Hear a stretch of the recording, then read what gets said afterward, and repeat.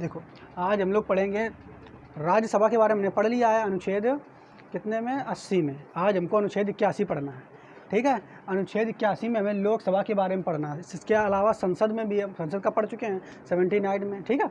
तो ये वाला जो वीडियो है ये लोकसभा पर पूरी तरीके से निर्भर है। तो इसमें देखते हैं लोकसभा को पहले कहते हैं क्या है। हमें पता है संसद के 2 सदन होते हैं। कौन कौन सदन होते हैं? लोकसभा और राज्यसभा। देखो, संसद का वर्णन कौन अनुच्छेद में है? 79 में। इसके बाद 80 में किसका है? राज्यसभा का। राज्यसभा हम पढ़ा चुके हैं। 81 में किसका है? लोकसभा का, ठीक है। तो अब हम देखेंगे लोकसभा। लोकसभा का नाम कौन कौन सा है? तो पहले देखो, सबसे पहला इसका जो नाम है लोकसभा, तो सब लोग जानते हो। इसके अलावा इसको हम क्या कहते हैं? निम्न सदन कहते हैं। निम्न सदन क्यों कहते हैं? क्योंकि जो राज्यसभा होता है उसे उच्च सदन इसलिए कहते हैं क्योंकि उसमें बड़े लोग रहते हैं। उनकी एज जो होती है वो राज्यसभा के सदस्यों की एक लगभग कितनी होती है? 30 साल।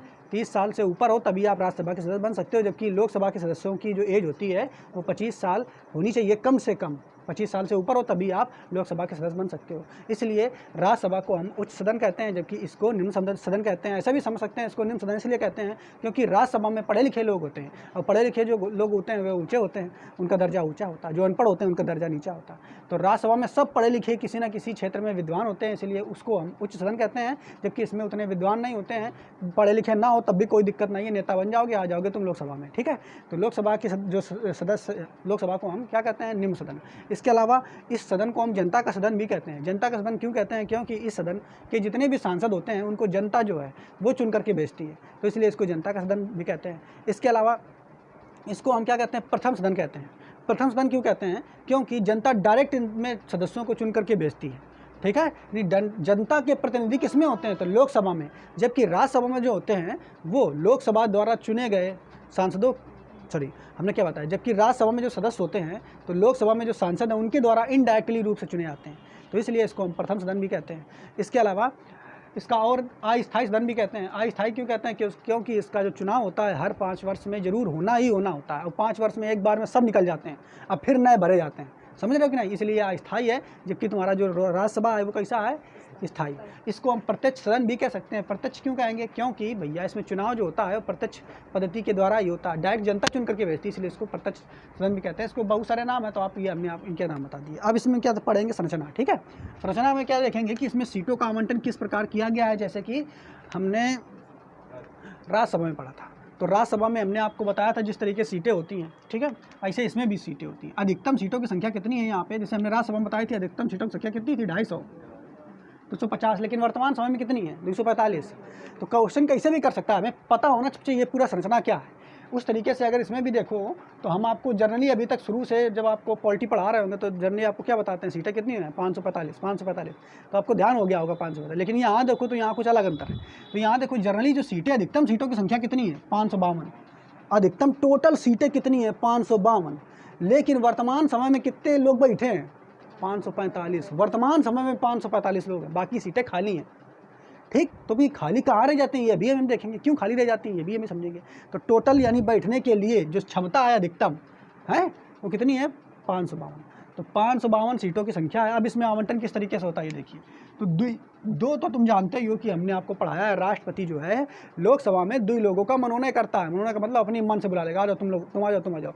लोकसभा में 2 लोगों का, राज्यसभा में 12 लोगों का, ठीक है। राज्यसभा में 12 लोगों का, तो 12 मतलब यहाँ पे कितना करता? 2 का। 2 का यहाँ करेगा तो भैया जनता द्वारा कितने रूप से चुने जाएंगे? देखो 2 तो राष्ट्रपति कर लिया गया, मनोनयन द्वारा कर लेगा, बाकी सबके सब जनता द्वारा चुने जाते हैं।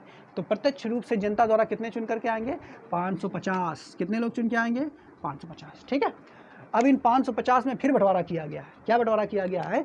कि हमारे देश में राज्य हैं और केंद्र शासित प्रदेश हैं, तो अब राज्यों और केंद्र शासित प्रदेशों से लोग आएंगे, ठीक।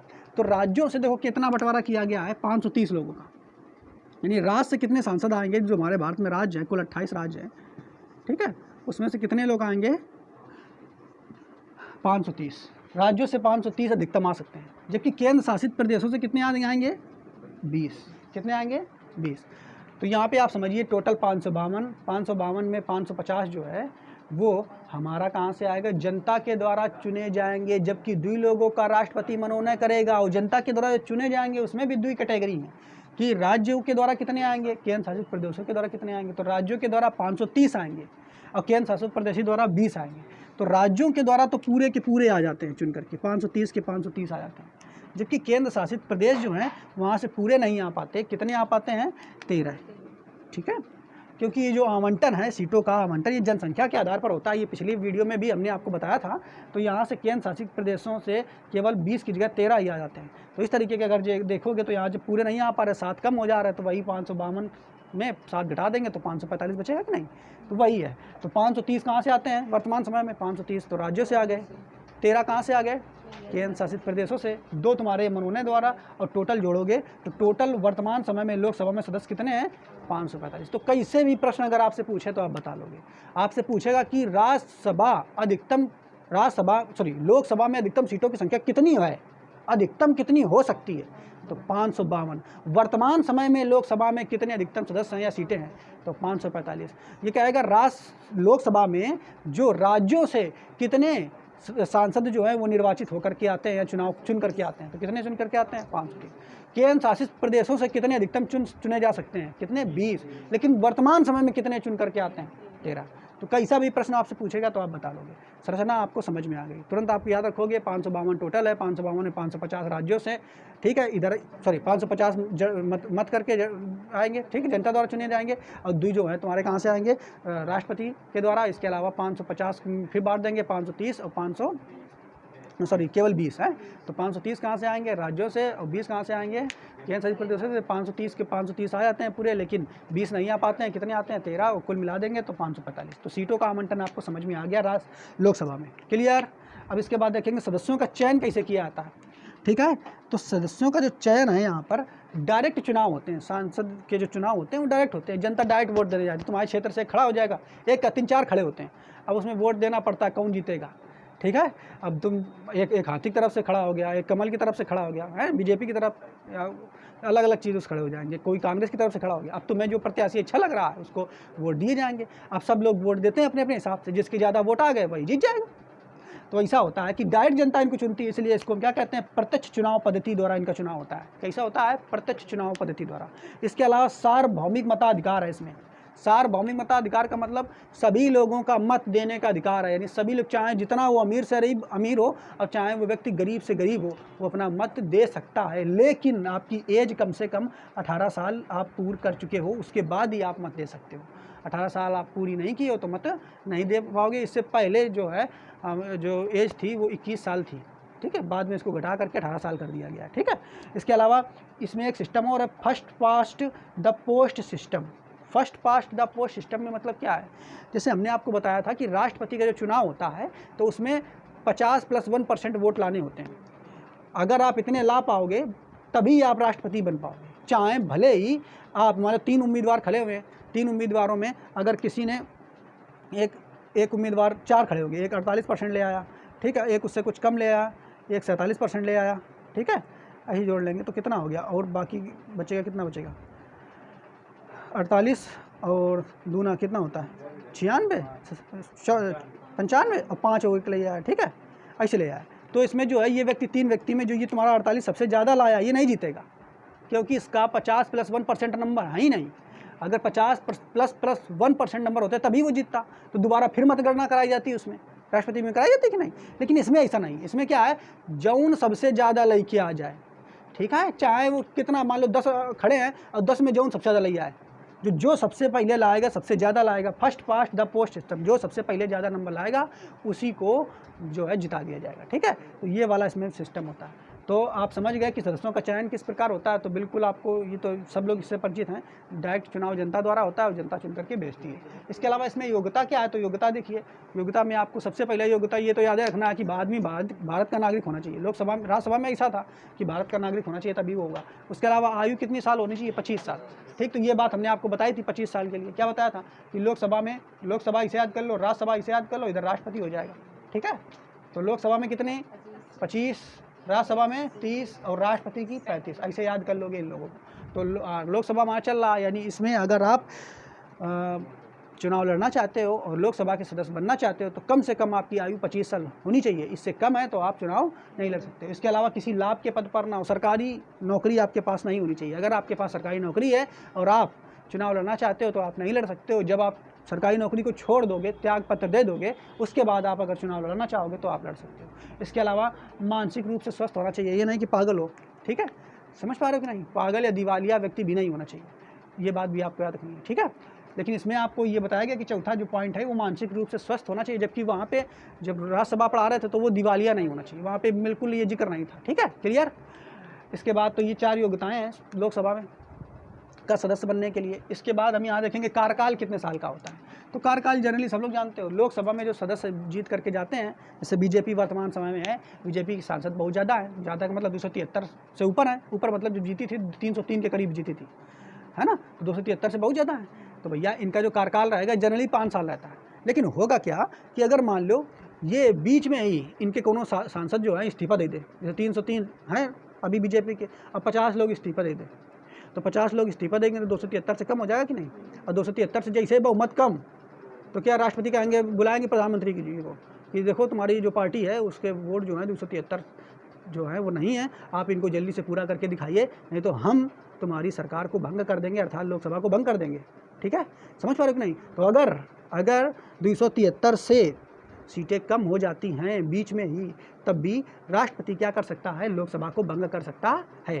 तो जरूरी नहीं है कि कार्यकाल 5 वर्ष हो, 5 वर्ष तब होगा जब मतलब 273 सीटें लगातार 5 साल तक बनी रहें, है ना। अब बीच में अगर कम हो जाती हैं तो क्या हो जाता है, बहुमत खो जाने पर इनका कार्यकाल और कम किया जा सकता है। इसका वर्णन अनुच्छेद 85 में है, ठीक है, कि 5 साल से पहले ही लोकसभा का कार्यकाल समाप्त हो सकता है। किस अनुच्छेद में है, तो अनुच्छेद 85 में। इसके अलावा और देखो एक क्या है, एक ये चीज़ है कि मान लो ऐसा है, जैसे अभी चुनाव मान लो 2022 में होने, सॉरी अभी 2019 में हुए थे, 19 में 5 जोड़ो कितने हो जाएंगे, 24, है ना। तो 2024 में चुनाव होने, तो होगा क्या, 2024 में जब चुनाव होंगे तो ये समझिए कि मान लो जिस वर्ष चुनाव होने हैं, पहले उसी महीने में, जिस महीने में चुनाव होने हैं उसी महीने में क्या हुआ है कि कोनो देश भारत पर आक्रमण कर दे, और जैसे आक्रमण कर दे उसी वर्ष उसी महीने चुनाव भी होने हैं। तो क्या होगा, इस स्थिति में क्या होगा, तब ये हो जाएगी आपातकाल की स्थिति, देश में आपातकाल लागू कर दिया जाएगा कि युद्ध की स्थिति बन गई है और आपातकाल लागू कर दिया जाए। और फिर क्या किया जाएगा कि ऐसी स्थिति में जब देश में आपातकाल लागू होगा तब जो 5 वर्ष का काल था उसको बढ़ाया जा सकता है, ठीक है। क्योंकि भैया अगर मान लो कोनो दुश्मन आक्रमण कर रहा है और लोकसभा पूरी खाली हुई गई है, तो उनको नियम को बताएगा क्योंकि उनकी आक्रमण करिए, इनको कैसे लड़ाई, कौन मतलब नियम कानून बताएगा, समझ पा रहे हो कि नहीं। तो सभी अगर लोकसभा ही पूरी खाली है क्योंकि देश को चलाती तो यही है, तो यही खाली हो जाएगी तो मतलब कैसे काम करेगा। तो क्या है, इसके लिए प्रावधान ये बनाया गया है कि अगर ऐसी स्थिति आ जाए, देश में आपातकाल की स्थिति आ जाए, तो उस समय क्या करेंगे कि लोकसभा का जो कार्यकाल है वो 5 वर्ष से 1 साल के लिए बढ़ा दिया जा सकता है, ठीक है बच्चों, ठीक। ये किस अनुच्छेद में है, तो अनुच्छेद 83 के 2 में है, 83 के 2 में।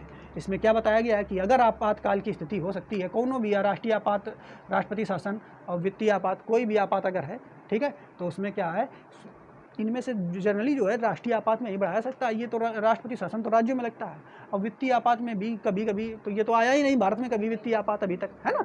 तो मेन जो है राष्ट्रीय आपात ही है। अगर राष्ट्रीय आपात आएगा तब भी 83 के 2 के तहत जो कार्यकाल है लोकसभा का वो 1 साल के लिए बढ़ाया सकता है। अब मान लो ऐसा 1 साल के लिए बढ़ जाओ, फिर अगले साल फिर कोनो स्थिति ऐसी आ जाए हैं कि भारत जो है उस समय निर्णय लेने के लिए चुनाव नहीं करा सकता है, तो फिर बढ़ाया जा सकता है 1 साल के लिए, समझ पा रहे हैं, ठीक है, यहाँ तक समझ में आया होगा। लेकिन हुआ क्या था, देखो इतनी बात तो आपको समझ में आ गई। तो अनुच्छेद 85 में क्या बताया गया है कि पहले ही समाप्त हो सकता है। 85 में क्या बताया गया, लोकसभा का जो कार्यकाल है पहले ही समाप्त हो सकता है 5 साल से। कब समाप्त हो सकता है, जब बहुमत खो दें। लेकिन 83 के 2 में क्या बताया गया कि आपातकाल की स्थिति होने पर लोकसभा का कार्यकाल बढ़ाया जा सकता है 1 वर्ष के लिए। लेकिन यहाँ पे और देखिए हुआ क्या था कि 42वें संविधान संशोधन 1976, इसमें क्या किया गया था कि इंदिरा गांधी जो है उस समय की प्राइम मिनिस्टर थी, और इन्होंने क्या किया था कि अपना कार्यकाल जो है, ये इसका कार्यकाल, किसका कार्यकाल, जो लोकसभा का कार्यकाल है, तो इसको बढ़ा करके 5 वर्ष की जगह 6 वर्ष कर दिया था, ठीक है। इनकी सरकार जाने वाली थी और ये क्या है, नया विधेयक लाई और नियम लाई करेंगे ना, अब 5 वर्ष नहीं 6 वर्ष के लिए कार्यकाल कर देंगे, ठीक है, समझ पा रहे हो कि नहीं। तो 42वें संविधान संशोधन 1976 में क्या किया था, इंदिरा गांधी ने 6 वर्ष के लिए कार्यकाल कर दिया था, किसका, लोकसभा का। तो आपसे पूछेगा कि किस वर्ष जो है लोकसभा का कार्यकाल 6 वर्ष के लिए किया गया था, तो 1976 कौन सा संविधान संशोधन के तहत?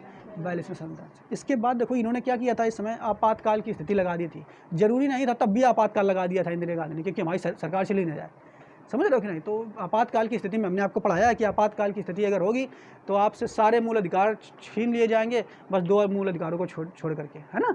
सरकार जैसा चाहेगी वो कर सकती है, ठीक है। तो ये जो है इंदिरा गांधी के कार्यकाल का बहुत ही बेकार समय माना गया था। और जब ऐसी स्थिति हुई तो क्या किया, जनता बड़ी क्रोधित हो गई। जब उसके बाद अगली बार जब चुनाव हुए तो चुनाव में क्या है, जनता ने डायरेक्ट जो कांग्रेस पार्टी को वोट नहीं दिया और उस समय जनता पार्टी को वोट दिया।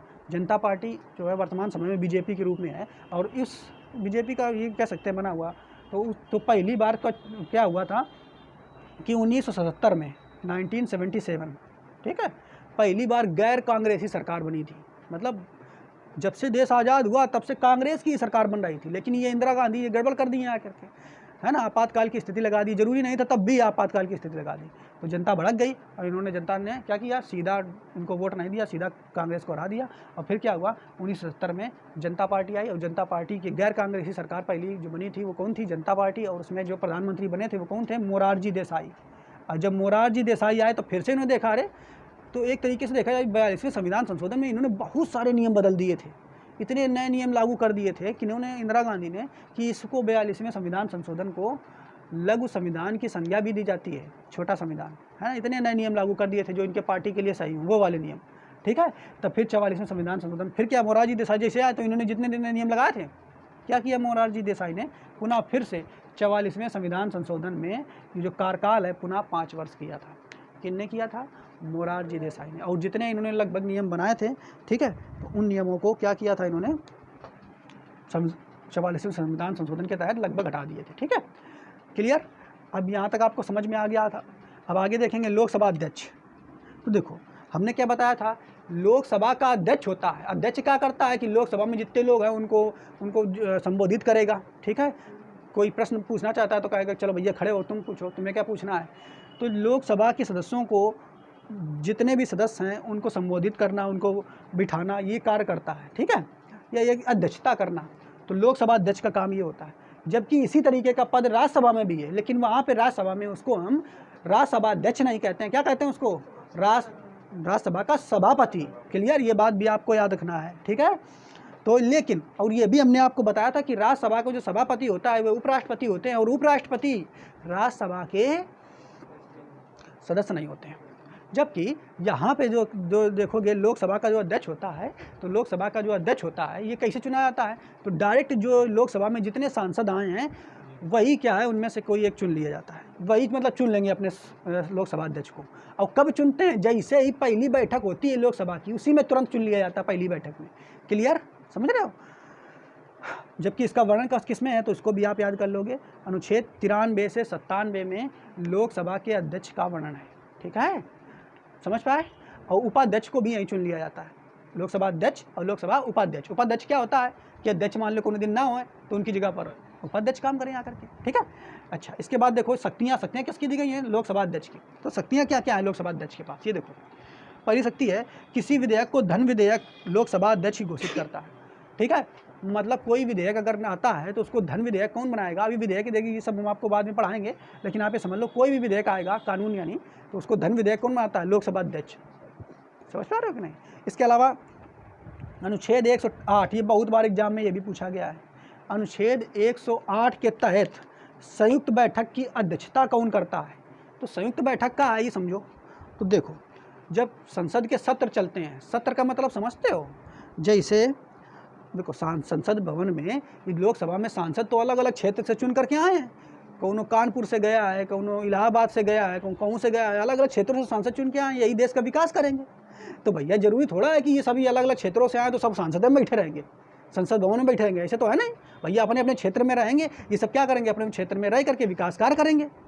लेकिन कभी क्या कोई जब जरूरत पड़ती है तो क्या होता है, संसद के बैठकें होती हैं, और संसद की जो बैठकें होती हैं उनको सत्र कहते हैं, संसद के सत्र। और संसद के सत्र कितने होते हैं, 3 होते हैं। संसद के सत्र कितने होते हैं, 3। तो साल भर में 3 संसद के सत्र होते हैं। तो इन सत्रों को बुलाता कौन है, तो बुलाने के लिए राष्ट्रपति जी है, ठीक है। राष्ट्रपति जो संसद के सत्रों को कौन बुलाते हैं? राष्ट्रपति बुलाते हैं कि आ जाओ भैया सब लोग अपनी अपनी जगह से, संसद का सत्र चालू, आ जाओ जल्दी से, सब लोग बैठक करेंगे और विचार करेंगे। समझ रहे हो कि नहीं कि कौन अपने क्षेत्र में क्या कर रहा है, सब ये बातें होती हैं देश के विकास के लिए। तो जो संसद के सत्र जो है वो बुलाता कौन है? तो राष्ट्रपति बुलाता है। और राष्ट्रपति बुलाने के बाद वो क्या करेगा? वो अध्यक्षता करेगा? नहीं करेगा, वो चला आता, बुला देता, वो चला आता अपना। ठीक है, समझ पा रहे हो कि नहीं? जो हाँ उसका राष्ट्रपति भवन है वहाँ चला जाता, अपना आराम करता है। राष्ट्रपति को इतना काम थोड़ा कि इन लोगों की सबकी बातें सुने, तो वो अपना दूसरा काम करेगा, वहाँ चला जाता है। अब अध्यक्षता कौन करता है? तो अध्यक्षता कौन करते हैं? लोकसभा के अध्यक्ष। लेकिन कभी कभी ऐसा क्या होता है कि लोकसभा और राज्यसभा इनके सदस्यों को एक साथ बुला लिया जाता है। जब लोकसभा और राज्यसभा के सदस्यों को एक साथ बुलाया जाता है तो उसको कहते हैं संयुक्त अधिवेशन, संयुक्त बैठक या संयुक्त अधिवेशन, दोनों एक ही चीज़ है। ठीक है, तो किस अनुच्छेद में है? 108 में। अनुच्छेद 108 में संयुक्त अधिवेशन है या संयुक्त बैठक है, इसका अध्यक्षता कौन करता है? तो कौन करता है इसका अध्यक्षता? लोकसभा अध्यक्ष। ठीक है, समझ पा रहे हो कि नहीं? अच्छा, इसके बाद आगे देखिए और कौन सी शक्ति है इनके पास, लोकसभा अध्यक्ष के पास? तो लोकसभा सदस्यों को बोलने की अनुमति तथा उनके कार्य का निर्धारण करता है। ठीक है, मतलब हमने क्या बताया, लोकसभा अध्यक्ष जो है ये किसी को अगर कुछ बोलना है, किसी को कुछ कहना है तो कौन कहेगा कि भाई खड़े हो जाओ, तुम बोलो, तुम्हें क्या प्रश्न पूछना है, क्या करना है, तुम अपनी बात रखो, अपने क्षेत्र से क्या क्या कार्य किया है। समझ पा रहे हो कि नहीं? तो बोलने की अनुमति कौन देता है? लोकसभा अध्यक्ष।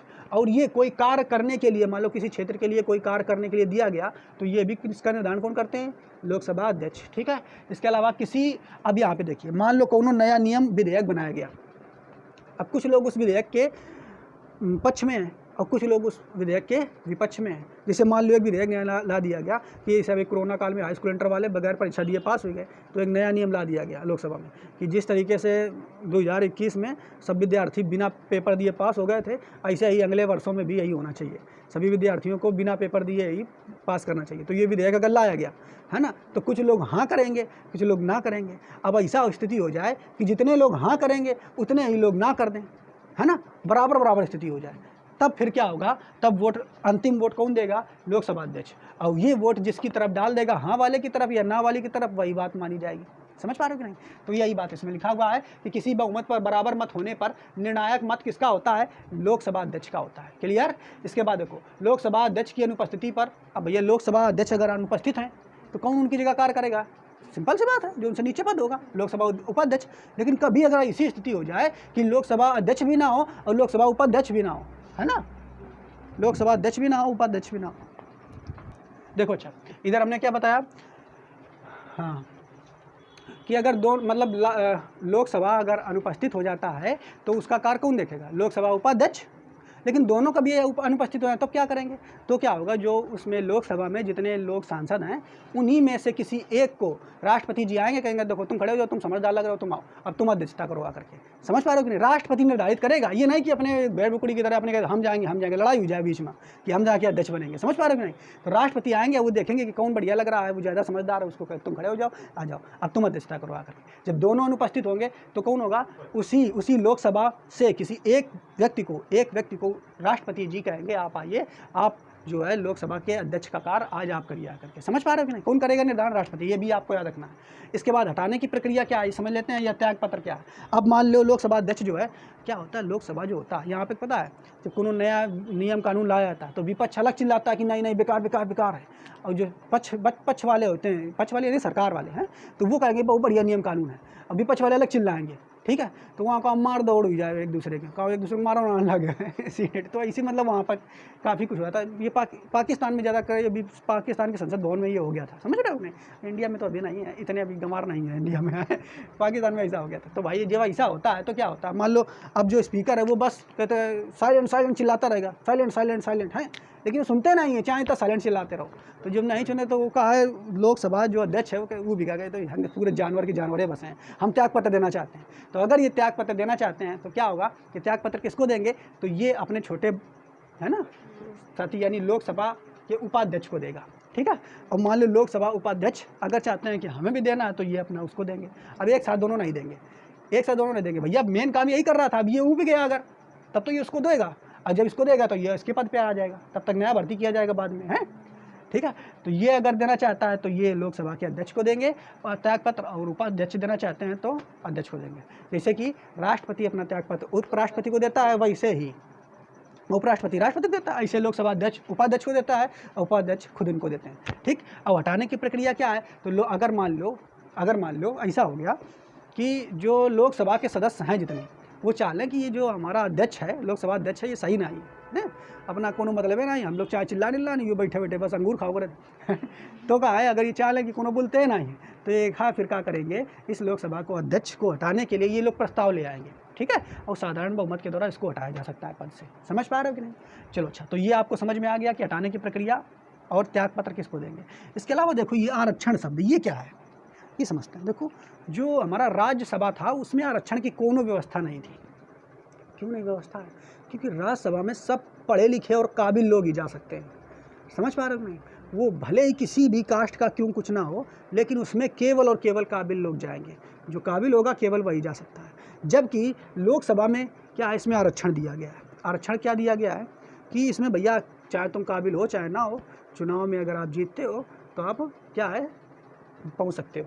लेकिन ऐसी अगर स्थिति भी हो जाए कि मान लो जो पिछड़े हैं उनको चुनाव में खड़ा होने न दिया जाए, केवल सब जो उच्च वर्ग के लोग हैं वही खड़े हो जाएं, तो फिर ये कहाँ से पहुँचेंगे पिछड़े वाले लोग? तो इसके लिए क्या किया गया है, आरक्षण का प्रावधान किया गया है। और कौन से अनुच्छेद में किया गया है? तो अनुच्छेद 330 और 331, ठीक है, अनुच्छेद 330 और 331 याद रखना है। अनुच्छेद 330 और 331 में लोकसभा में आरक्षण है। तो 330 में किसको दिया गया है? अनुच्छेद 330 में दिया गया है SC और ST को, ठीक है, किसको दिया गया? SC और ST को। SC मतलब अनुसूचित जाति और ST यानी अनुसूचित जनजाति। तो SC के कितने लोग कम से कम आएंगे? निर्धारित सीटों SC की कितनी? 87, जबकि ST की कितनी है? 47। समझ पा रहे कि नहीं? 87 और 47।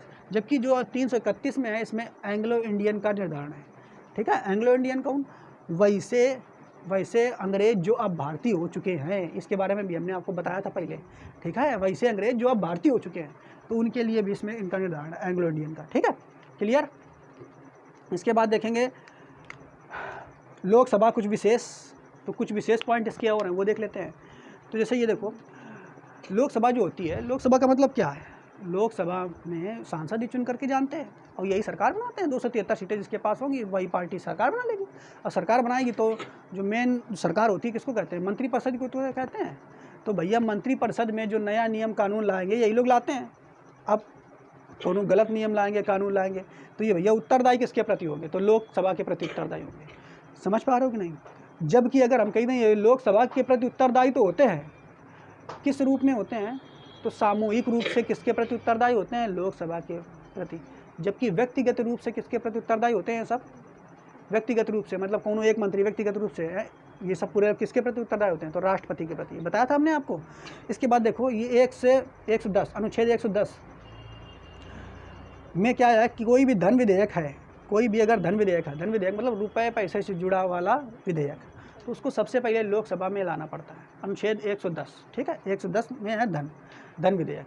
समझ पा रहे हो नहीं? इसके बाद अनुच्छेद 108, तो ये भी हमने बताया, संयुक्त अधिवेशन की अध्यक्षता लोकसभा अध्यक्ष करते हैं। ये तो बात बताया हमने, संयुक्त अधिवेशन की अध्यक्षता कौन करते हैं? लोकसभा अध्यक्ष करते हैं, अनुच्छेद 108 में। ये भी आपको याद रखना है। इसके अलावा ये देखो अविश्वास प्रस्ताव, ये क्या होता है इसको समझिए। जैसे मान लो वर्तमान समय में बीजेपी है और बीजेपी के पास 303 सीटें हैं, ठीक, और कांग्रेस जो है वो विपक्ष का दर्जा प्राप्त पार्टी है। और कांग्रेस बीच में क्या कह दे, समझ रहे हो कि नहीं, राष्ट्रपति से कह दे कि हम ला रहे हैं इनके खिलाफ अविश्वास प्रस्ताव। अविश्वास प्रस्ताव का मतलब इनके पास 273 सीटें अब ना ही बची हैं, इनके पास सीटें कम हो गई हैं, कुछ इनके सांसदों ने इस्तीफा दे दिया और ये कम हो गए। तो कौन ला सकता है अविश्वास प्रस्ताव? विपक्षी पार्टी। ये एक बार ही लाई जाती है लगभग, ठीक है। तो जब ये अविश्वास प्रस्ताव लाया जाएगा तो अब क्या होगा, जैसे ही अविश्वास प्रस्ताव आएगा तो अब राष्ट्रपति बुलाएंगे, कहेंगे मोदी जी दिखाइए तुम्हारे पार्टी के पास अभी 273 सदस्य हैं कि नहीं, सांसद हैं कि नहीं। तो मोदी जी कहेंगे, दिखाएंगे, देखो 273 की बात कर रहे हो, पूरे 303 है, कहूँ नहीं कौन, तो दिखा देंगे, तो अविश्वास प्रस्ताव जो है वो खारिज हो जाएगा, ठीक है। समझ पा रहे हो कि नहीं? लेकिन अगर बीच में ऐसा हो जाए कि अविश्वास प्रस्ताव आया है और उसमें 273 से एक भी सीट अगर कम है, ठीक है, तो उनकी सरकार जो है वो फिर गिर सकती है। समझ पाए? क्लियर। जैसे ही अटल बिहारी वाजपेयी जो थे जब प्राइम मिनिस्टर बने थे तो उनके खिलाफ अविश्वास प्रस्ताव लाया गया था और वो एक सीट से जो है प्रधानमंत्री के पद से उनको इस्तीफा देना पड़ा था, ठीक है, क्लियर। तो यहाँ पे आगे और देखते हैं, एक और शब्द है यहाँ पे कोरम। कोरम का मतलब क्या है? कोरम का मतलब होता है गणपूर्ति। इसका मतलब क्या है यहाँ पे समझिए। जैसे राष्ट्रपति जी ने क्या किया कि कोई सत्र की बैठक कराना है उनको, जैसे भी यही समझिए, मान लो क्लास हमारी चल रही है, अब तुम सब विद्यार्थी आए हो, अब तुम सबके सब जब आए हो तभी तो हम पढ़ा रहे हैं। अब मान लो हमारी क्लास में 20 विद्यार्थी हैं, अब 20 में 10 आएंगे तब भी हम पढ़ा देंगे, 5 आएंगे तब भी पढ़ा देंगे। अब 20 में आए केवल 2 विद्यार्थी तो हम पढ़ाएंगे, ना 18 लोगों का छूट जाएगा, तुम ऐसा करो कल आएंगे, आज तुम लोग जाओ, है। तो होता क्या है, मान लो कि अगर जब कभी संसद भवन में लोकसभा में बैठक होती है, सत्र बुलाई जाती है, तो जब सांसदों को बुलाया जाता है, तो अगर जितने सांसद हैं उन सांसदों का 1/10 सांसद कम से कम आने चाहिए। कितने आने चाहिए? 1/10। 1/10 से अगर कम सांसद आते हैं तो बैठक नहीं की जाएगी कि इतने कम सांसद हैं तो उसमें बैठक करने से क्या फ़ायदा। समझ पा रहे हो कि नहीं? और इसी 1/10 को हम क्या कहते हैं? कोरम, कि कम से कम इतने आने चाहिए, हिंदी में गणपुत्री। ठीक है, तो अगर निकालेंगे लोकसभा में कितनी सीटें होती हैं, तो निकालोगे लगभग 545 हैं जनरली, तो 545 का 1/10 निकालोगे लगभग 55 निकलेगा। ठीक है, तो कम से कम लगभग 55 से ऊपर जो है सांसद होने चाहिए, तभी जो है बैठकें हो सकती हैं। जबकि राज्यसभा में लगभग 25 निकलेगा। कितना निकलेगा? 25। ठीक है, लगभग में वैल्यू है, ये आपको हमने बता दिया। क्लियर? इससे ऊपर अगर सांसद होंगे तभी बैठकें होंगी। इसके अलावा विपक्ष का दर्जा किस पार्टी को मिलेगा? तो जौन पार्टी चुनाव में, जो पार्टी जब चुनाव होता है तो चुनाव में कम से कम जो कुल सीटें हैं उसका 1/10 अगर सीटें लाएगी, ठीक है, तभी वो विपक्ष का दर्जा प्राप्त करेगी। विपक्ष का दर्जा प्राप्त करने के लिए कम से कम उस पार्टी के पास 1/10 सीटें होनी चाहिए। जैसे अगर मान लो 545 हैं, इसका 1/10 करोगे तो लगभग 55। ठीक है, लगभग 55। जैसे 273 जो लाएगा वो तो जीत जाएगा, उसकी तो सरकार होगी। लेकिन जैसे कांग्रेस है, अगर 55 से ऊपर उसकी सीटें हैं तभी वो विपक्ष पार्टी का लाएगी। जैसे पार्टी तो बहुत सारी हैं, आपके दो बहुत सारी पार्टी तो सब विपक्ष थोड़ा हो जाएंगे। विपक्ष वही होगी जिसके पास 1/10 से ज़्यादा सीटें होंगी, वही विपक्ष की पार्टी होगी। तो कांग्रेस इस समय विपक्ष की पार्टी है। और विपक्ष का पार्टी का काम क्या होता है कि मान लो कोनो सरकार नया नियम कानून लाई है तो उस पर वो प्रश्न पूछते हैं। ठीक है, तो इसलिए विपक्ष बनाई गई ताकि सरकार पर दबाव बना रहे, नहीं तो सरकार अपनी मनमर्जी करने लगे, प्रश्न कौन पूछेगा उनसे कुछ। ठीक है, इसलिए विपक्ष की पार्टी रह जाती है। तो विपक्ष का जो एक नेता होता है वो कैबिनेट स्तर का उसको दर्जा प्राप्त होता है। ठीक है, कैबिनेट मंत्री के स्तर का उसको दर्जा प्राप्त होता है। मंत्री होता नहीं लेकिन दर्जा उसको प्राप्त होता है। और इसमें क्या लिखा है? 1970 में पहली बार जब गैर कांग्रेसी सरकार आई थी तो उससे पहले इंदिरा गांधी ने ये नियम बना दिए थे।